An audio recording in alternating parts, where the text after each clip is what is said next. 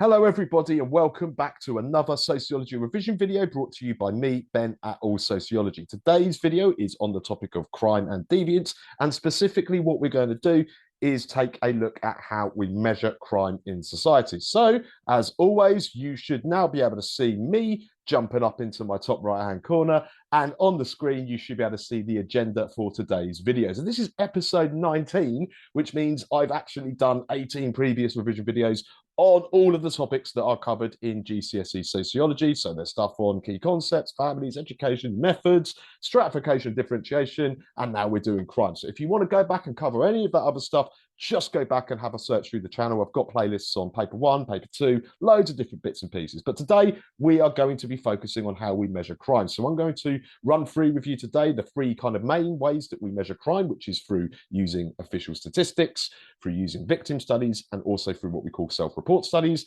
And that's basically going to be today's video. So I'm hoping that I'm going to be able to get through this one pretty much as quick as I can ever do these. So I'm going to aim for about 25 minutes, and I do apologize if I go over, but hopefully that will get us where we need to be. So without further ado, let's go and have a bit of an overview of how we measure crime in society. So as I mentioned earlier, there are three main ways that we measure crime in society.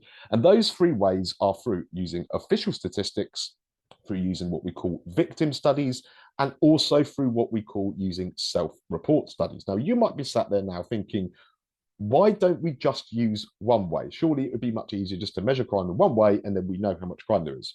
Well, there is a problem with that. And the problem is that none of these ways of measuring crime are entirely accurate. And there are various reasons why they're not accurate. And I'm going to take you through those as we go through this video. But one of the things I wanted to highlight, first of all, before we actually sort of start to look at official statistics and victim studies and report studies, is to be aware one of the big issues with when we measure crime is about what we call the dark figure, or sometimes the hidden figure of crime. Now, what this means is it's any type or any crime that occurs that we do not know about. So no matter what way we measure crime, if we don't know it's happened, we can't include that in our crime measurements, if you see what I'm saying. So each way of measuring crime, our official statistics, our self-report studies, and our victim studies, each has their own set of strengths and weaknesses. And essentially, that's what I'm going to take you through in today's video. So we're going to start off with official statistics, first of all. Now, these are probably the most well-known way of collecting data on crime. So if you asked the person in the street, how do we measure how much crime is in society, they would say, well, it's based on what the police make a note of. And that's basically what we're talking about here, except that when we talk about official statistics on crime, it's not just police figures as well. So we do get the amount of arrests that police make, for instance, but we've also got to take into account with official statistics, for example, data from the penal system. So that might be about the amount of people that are living are in prison at the moment, the prison population. It might be from the courts, so looking at how many people get sentenced for different lengths of sentences. And these, whether they come from the police, the courts, the penal system, they're always going to be published by the government. And that's one of the key things about official statistics. So your classic example of official statistics would be police recorded crime statistics. So basically, any crime that gets reported to the police and then the police then records that, so they make a note of it, that will be part of one way that we can look at official statistics on measuring crime. Easy for me to say. Hey, so what are the strengths of official statistics when we look at crime? Well, I'm just going to pause. Well, I'm going to pause for a moment. You can pause the video now and think about what you know about official statistics, and you can think here about what you may have learned in the methods section as well. So some of those general kind of strengths and weaknesses of official statistics, which is secondary quantitative data. But there are also some issues, some strengths and weaknesses specifically with official crime statistics. So have a think about those. Hopefully you've got a couple in mind. If you haven't, don't worry, I'm going to run through them for you. I think the first way we can talk about is that definitely these statistics can be shown to be accurate because they come direct from the source. So if we want to know how many people are in prison at the moment, we will get that data directly from the penal system, the people that run the prisons, for instance. We want to know how many people were arrested in London last week. We can go directly to the Metropolitan Police, to London Police, and find that out because they will have got those data. Now, what we need to be aware of here is that police recorded crime statistics will show, in theory at least, all reported and recorded crimes. Just make a quick distinction between those two things. Reported crime is when someone, presumably a member of the public, normally rings the police on 999 or whatever and says, I've just witnessed a crime or I've been a victim to a crime. So the police know about it because someone's reported it. Recorded crime is crimes that are written down and made a note of by police. Now, it's not always the case that every reported crime is recorded. And the reasons for that might be that the police don't have enough time, they don't see the priorities, or they just don't see that particular report that someone has made as being something that's actually considered a crime as well. So not every crime that gets reported also gets recorded. What else is good about these things? I think that with any kind of official statistics, what you get with this is quantitative data. This allows us to sort of start to measure and map patterns and trends that occur in crime. For instance, what about the level of criminal conviction rates? Are they going up or are they going down between, say, this year and last year? We can do that because the government publish this data regularly. So very, very commonly, at least annually, so at least every year you'll be getting this data. Often, if you look online, you can actually find a lot of this data that comes every single month or every quarter, so every 3 months, for instance. Okay, so really positive strengths. But the other thing to mention with this as well is, like, if you know there are other strengths of official statistics, which I'm going to assume that you probably do because you probably know a fair bit about research methods, you can give any other strength of official statistics. So, for instance, the fact that they are reliable, the fact that they're easy to access, the fact that they're cheap to access, they're quick, anything in those terms as well. What about the weaknesses? Well, the big weakness for basically all of these ways of measuring crime is that they only show us what has been either reported and or recorded to different agencies. So we'll take the police as an example. We only know their figures will only, or their data will only show us the crimes that they know about.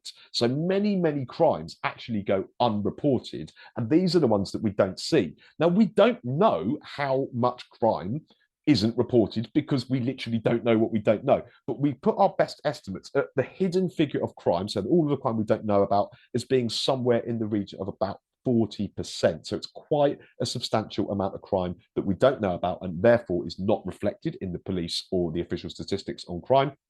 As I've mentioned before, there's many reasons why perhaps a reported crime won't get recorded by police, but also there's reasons why people might not report crimes in the first place. One, they might not think the police are going to do anything about it. Two, there might be a fear of reprisals or even embarrassment as well. And now there's particular types of crimes that may be more likely to lead to things like people feeling scared to report them or being embarrassed to report them. But these are issues that not every crime that happens either gets reported or recorded. Now, like with the strengths of official statistics, we can think of the weaknesses. If you know any other weaknesses of official statistics more generally, you can include those as well. So one of the classic ones would be that official statistics, they lack validity. What this basically means is, yes, they will tell us how many people got arrested or how many people are in prison or whatever else, or what types of people they are. It doesn't really tell us why or the how. So we lack that kind of real understanding of where these statistics are coming from and what is really behind those statistics. So why is it that crime's gone up? Why is it that the prison population's gone up? Why is it, for instance, that more men get arrested than women? We don't get that kind of information from official statistics. So a little bit about what they are, some of the strengths and some of the weaknesses. Now let's take a look at victim studies. And I've written here, as you can probably see at the top there, victim studies, for example, the CSEW. Now, what victim surveys or victim studies, sometimes called surveys, sometimes called studies, it means exactly the same thing. Victim studies are essentially another way that we can find out about how much crime has occurred in society. And the way that we do this is we get independent researchers, so independent sociologists, go out and every year they conduct structured interviews and semi-structured interviews with about 50,000 members of the public every year about their experiences of being victims of crime in a previous year. So what this does is it allows us to get an idea of perhaps some of those crimes that may not have been reported to the police or recorded by the police, and that sort of sheds a bit of data and a bit of insight onto those crimes that perhaps haven't been reported to the police. Now, I've written here, interviews conducted annually by independent researchers, CSEW. The CSEW stands for the Crime Survey of England and Wales. It used to be called the British Crime Survey, but now it only covers England and Wales, and it is the #1 victim study that you will need to know about. It's the biggest one. It's the one that's taken most seriously. It's got the most credibility. And every year, I know this because I used to work on it, every year about 50,000 people are interviewed, which means it's a very representative sample. It doesn't include everybody, of course. We cannot do that, but we've got enough people answering the questions about being victims of crime to make a fairly good generalization about levels of crime in society. Now, you can see there that one of the strengths of our victim surveys are the fact that it highlights those unreported or hidden crimes, or the dark figure of crime. This increases its validity. Just a note, though, that it won't highlight every single crime because we don't know about every single crime. Now, I mentioned briefly already that the high sample size, 50,000 people, that means the data is very representative. And the researchers who work on the Crime Survey of England and Wales work very, very hard to make sure that they are inclusive of every type of person in England and Wales so that they get a nice, broad, representative and generalizable view. So what this means is that they can be fairly confident about making statements, for instance, that crime has gone up or violent crime has gone down, or those sorts of things. So it's very good in terms of its validity and also its representativeness, which is a combination you don't often get together. Again, because it gives us data, ultimately we're looking here at mainly quantitative data, but there is some qualitative stuff as well. It's the same thing as with our crime statistics. So we can easily identify patterns and trends over time. Because the data gets published every single year, we can compare year on year and start to see patterns and trends in crime. For instance, the prison population is going up or violent crime is going up, those kind of things. So just looking at two sets of data, for instance, 2021 and 2022's Crime Survey of England and Wales, you'll be able to compare them. Weaknesses. Now, one of the things with the Crime Survey of England and Wales is we've got the same issues that we might have about the hidden figure of crime. Why is it that people don't report crime? Well, if they're not going to report crime, they may still be reluctant to admit to being a victim of crime in an interview. So basically what happens is you go to a sociologist will go to someone's house, sit down for about half an hour, 45 minutes, ask them a bunch of questions, a standardized questions. So this is actually also quite a reliable method as well. And sometimes we go back and say to them, can you tell us about any time you've been a victim of crime in the last year? I don't know what your memory is like. I can't really remember what happened last month, let alone what happened 12 months ago. So people are very, not only reluctant to admit certain crimes, they're also inclined to forget certain things as well, which again reduces the validity. Now, I'm going to sound a little bit like hypocritical or contradictory here because earlier on I said, oh yeah, it's great because we've got high validity in this data and the representativeness is really good.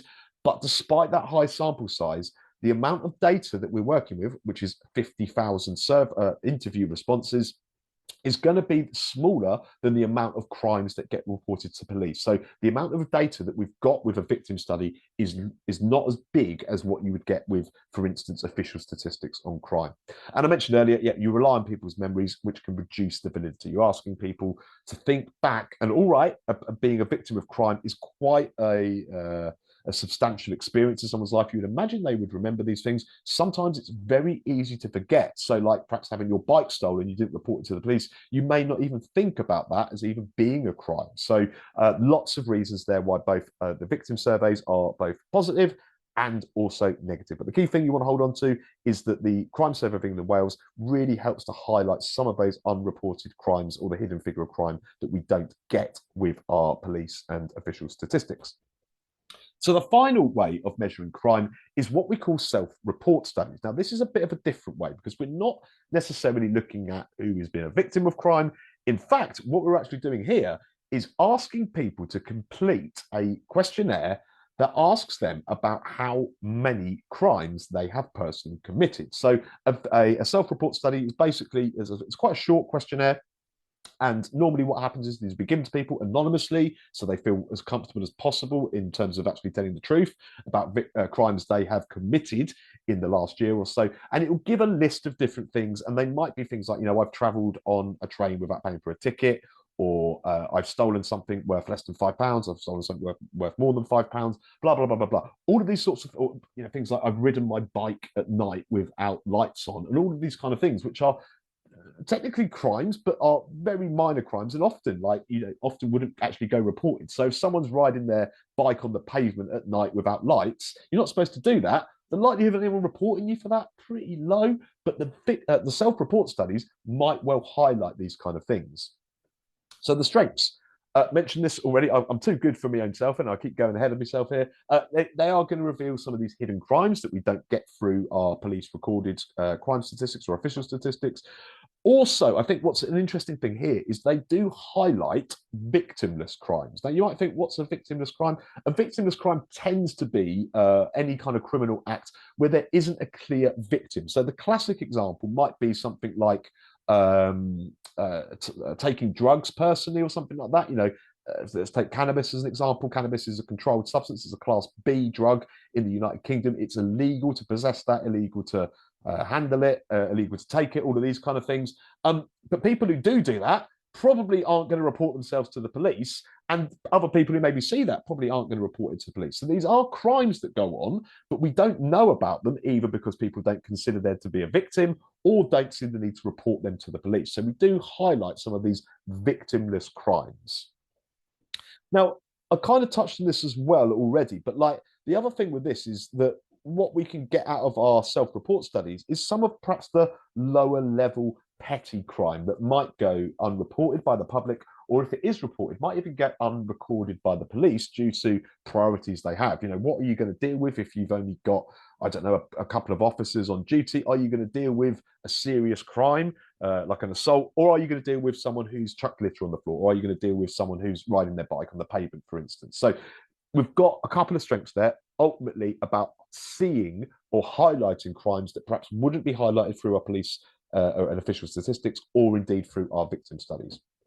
But the weaknesses you can probably already guess. You are asking people here to admit to committing crimes. So you're really relying on people's honesty. And if you aren't getting honest responses or truthful responses, that's going to shed doubt on your validity. I suppose alongside this, someone may not want to reveal that they are a criminal or they've committed various crimes. You can tell people, all of your survey data is kept completely confidential. It's anonymous. We won't be able to identify this from you, but some people just aren't going to want to take that risk. But at the same time, what we're saying is basically people aren't going to be telling us about as many crimes as they've probably actually committed. But we've also got the other side of this as well, where sometimes people will exaggerate the amount of crimes they have committed just because they're bored or because they're trying to have a laugh or whatever. And again, if you've got people that are saying things that weren't actually happening or aren't actually true, that is going to affect your validity as well. So we've gone through our 3 different methods there. We've gone through official statistics on crime, victim surveys like the CSEW, and self-report studies. And that, ladies and gentlemen, is effectively it. So I'm going to run through sort of 10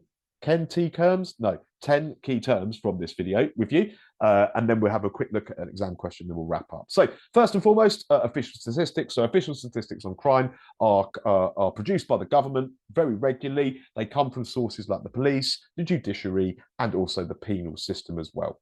We've got our victim studies. These are conducted by independent sociologists. The most famous example you'll need to be aware of is the Crime Survey of England and Wales, which takes place every year and speaks to about 50,000 members of the English and Welsh public about crimes they have been victims of in the last year. The aim of doing this is to highlight some of those unreported or unrecorded crimes that ultimately the police and the official statistics don't cover.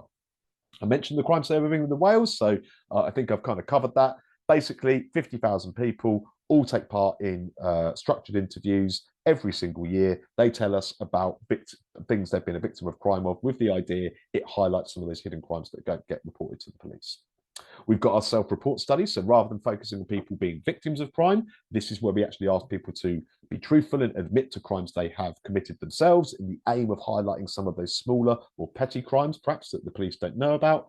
And one of the reasons the police don't know about these smaller or petty crimes is due to what we call the hidden figure or the dark figure of crime. All this means is it's crimes that we are not aware of that have happened, presumably because no one's seen them or reported them or been recorded by the police. We estimate that the hidden figure of crime is somewhere in the region of about 40% of all crime that happens. So patterns and trends is a key one.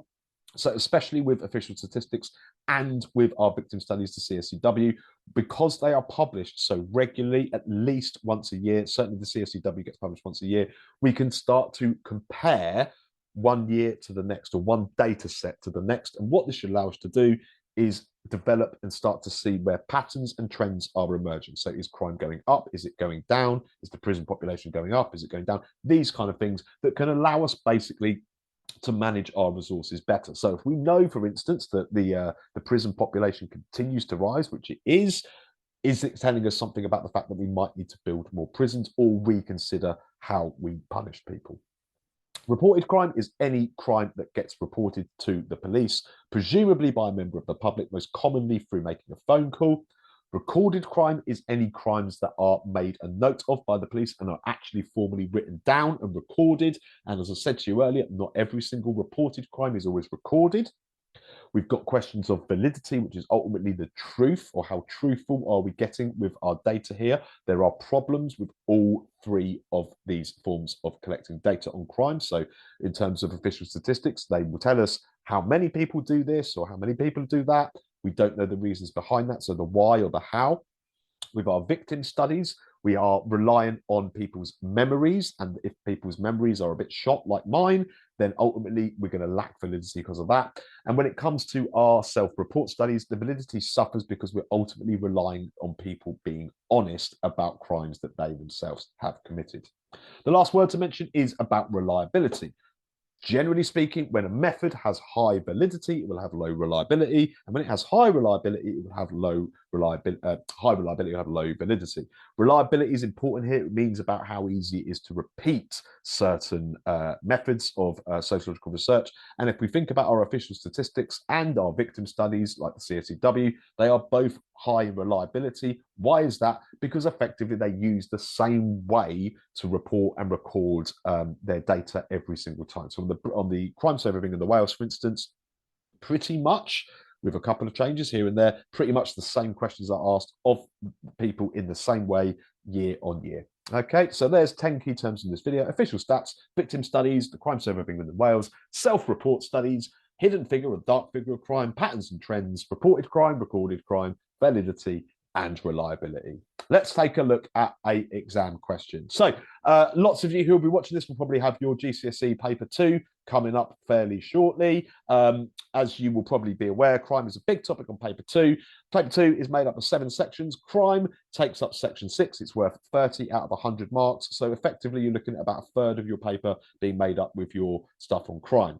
What kind of questions you're going to get asked? You will get asked a question that is worth 2 marks, a question that's worth 5 marks, a question that's worth 8 marks, and a question that's worth 15. You add all those together, that gives you 30. That's your crime section of the paper done and dusted. So what about a particular question? Here's a classic one, a 5-mark question. Outline the ways that crime can be measured. Now, you might be thinking, how do I write a 5-mark question? A bit of a weird one. 5 markers, basically, what I always think of is write one paragraph. It's like one essay paragraph, effectively. I would always recommend mentioning at least 2 things in a 5-mark essay. And it's mentioned, the question here is outline the ways that crime can be measured. I might either mention all 3 ways in one paragraph with a quite sort of brief development of each, or you can do it by mentioning 2 ways of measuring crime and giving a little bit more depth in your development of each answer. So let's have a look. I've actually done 2 different ways of doing this. So I'm going to show you both ways you can do this to get yourself 5 out of 5. Clearly, with these kind of questions, what the examiners are looking for is, do you know different ways? Do you know key terms? Do you know the kind of basic strengths and weaknesses of each of those things? So what you're going to see here is just a paragraph, which is it's on the board there. So there are 3 main ways we measure crime in society. The first way is through using official statistics like police recorded crime statistics, which show all of the crimes that are reported to and then recorded by the police. So all I've done there is like one sentence basically on police recorded crime statistics or official statistics. The second way is through victim studies like the Crime Survey of England and Wales, which asks a representative sample of people what crimes they've been a victim of in the last year. And the final way is through self-report studies that ask people in anonymous surveys what crimes they have committed. Now, this would be a fine 5 out of 5 answer because I'm covering things in not a great deal of depth. There's only a sentence on each of those things, but I'm mentioning 3 different types, and I am developing what those things are. So I'm not just saying official statistics, self-report studies, and victim studies. I'm saying what they are and a brief bit about them. That would get you 5 out of 5. Now, the other way you can do it is by, as I mentioned earlier, just giving a little bit more detail just about just 2 of those methods. So I'm going to do the same thing again, same intro. In fact, I'm using some of the same language as before. I've just slightly altered how much depth I'm going to. So there are 3 ways of measuring crime. One way is through using official statistics, which use data from agencies within the criminal justice system, like the police. Police recorded crime statistics show all of the crimes reported to and recorded by the police. A problem with these statistics is that they don't highlight the hidden figure of crime. So you can see there I've given a lot more detail about police recorded crime statistics, but at the same time, I'm only needing to mention 2 different methods. My second method focuses on this one. So another way is by using victim studies like the CSEW, which every year asks a representative sample of about 50,000 people what crimes they have been victims of. Victim studies can highlight some of the hidden figure of crime. So again, that way as well would get you 5 out of 5 because you've mentioned 2 things and you've included sufficient depth with keywords all the way through. You clearly is an answer from somebody who knows what they're talking about. They know the different ways that crime can be measured. So that's it. I'm just going to recap and run back through what we've done today. I gave you a brief overview about there being 3 different ways that we can measure crime. We looked at official statistics and considered some of the strengths and the weaknesses of official statistics for measuring crime. We did the same thing with victim studies, focusing specifically on the Crime Survey of England and Wales. We considered self-report studies and some of the strengths and the weaknesses of them. And then I just took you through 10 key terms and finished off with an exam question, which was a 5-marker, which asked you to outline the ways that we measure crime in society. So that's that. That's me done. I'm coming back now. So this is really just to sign off and say thanks for watching, and I hope you're still here. It looks like I'm doing this in just under 25 minutes, so I'm going to sign off pretty quickly now. Hope this has been helpful for you. I am going to be back again with another couple of videos. I've got one coming up on theories of crime, and I've also got one coming up, which is going to be a massive one on sort of differences between social groups and crime, and why perhaps it is that some social groups commit more crime than others. So keep a little lookout for that. Thank you very much for watching. Thank you if you subscribed. If you know someone else who does sociology and you think they might benefit from this video, do us a favor, be a pal, be a mate, go and tell someone else who does sociology about this. It really, really helps me. Like, share, subscribe, all of that jazz. And I'm going to sign off now. I'll speak to you all later on. See you in a bit. Bye.